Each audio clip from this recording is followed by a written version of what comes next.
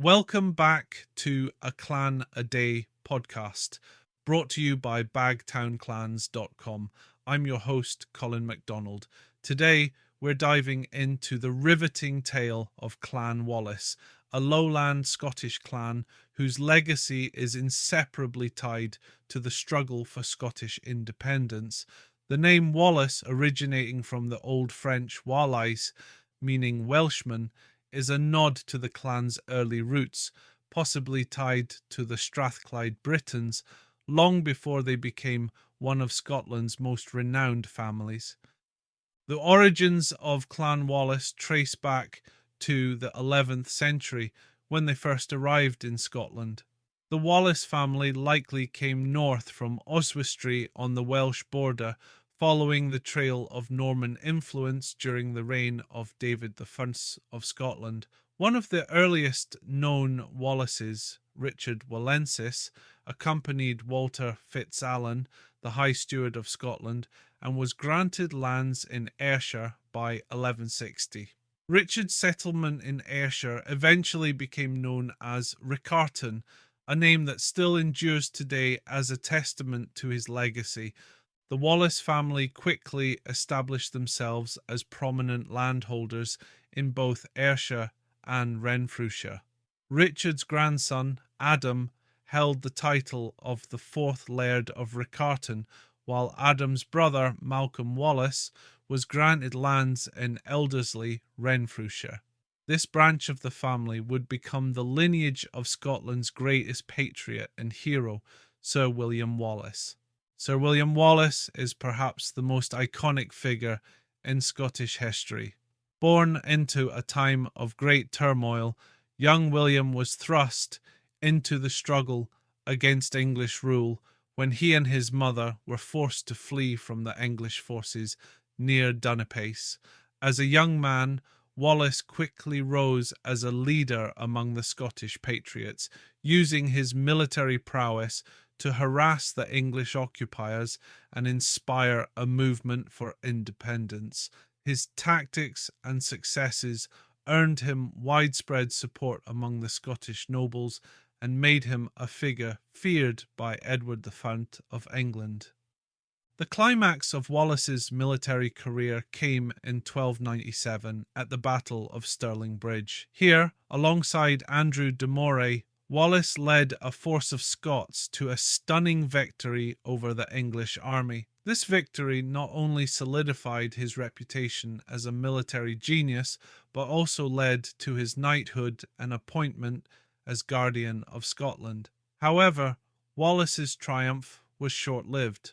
The following year, in 1298, he faced a crushing defeat at the Battle of Falkirk, largely due to the overwhelming numbers and superior tactics of the English forces. Despite this setback, Wallace's fight for Scottish independence had ignited a flame that would burn throughout Scotland. Unfortunately, Wallace's relentless campaign against English rule led to his betrayal and capture at Robroyston near Glasgow in 1305. He was handed over to Edward the Fount by Sir John Menteith, a fellow Scot, and was taken to London, where he was unjustly tried for treason. The trial was a mere formality, as Wallace had never sworn allegiance to Edward. He was sentenced to a brutal execution, being hanged, drawn, and quartered at Smithfield. His death was intended to extinguish the Scottish rebellion, but instead it only strengthened the resolve of his countrymen. The spirit of independence that Wallace embodied would ultimately lead to the decisive victory at Bannockburn in 1314 under Robert the Bruce. The Wallace legacy, however, did not end with William. The clan continued to play significant roles in Scottish history. In the late 14th century, the Wallaces of Craigie, who descended from William Wallace's uncle, secured their position through marriage and military service. Sir John Wallace of Craigie commanded Scottish forces at the Battle of Sark in 1449, securing another victory against the English. Later, in 1513, William Wallace of Carnell fell fighting at the Battle of Flodden, further cementing the clan's reputation as fierce warriors. As Scotland moved into the 17th century, the Wallaces were again at the forefront of conflict. Sir Hugh Wallace raised a regiment to support King Charles I during the turbulent times of the Puritan Revolution. The clan's loyalty to the Stuart cause was unwavering, a trait that had been passed down through the generations. The Wallace clan also produced several notable figures beyond the battlefield. In the 17th century, John Wallace, a mathematician, made groundbreaking contributions to the development of calculus and the concept of infinity. In the 19th century, Alfred Russel Wallace, a naturalist and author, independently developed a theory of evolution that paralleled Charles Darwin's work.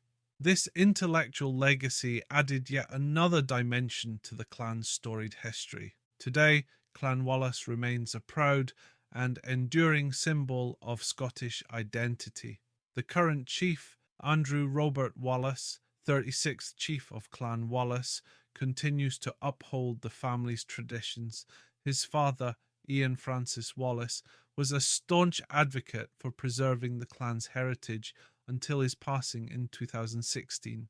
The Wallace name, synonymous with the fight for freedom, carries on as a beacon of Scotland's indomitable spirit. The memory of William Wallace is immortalised in several monuments across Scotland, most notably the towering National Wallace Monument near Stirling. These memorials stand as a testament to a man and a clan whose courage and sacrifice shaped the course of Scottish history. Thank you for joining us on this journey through the history of Clan Wallace. Be sure to tune in tomorrow for another episode of A Clan a Day podcast. I'm Colin MacDonald, and as always, go in Éirí and both are leet.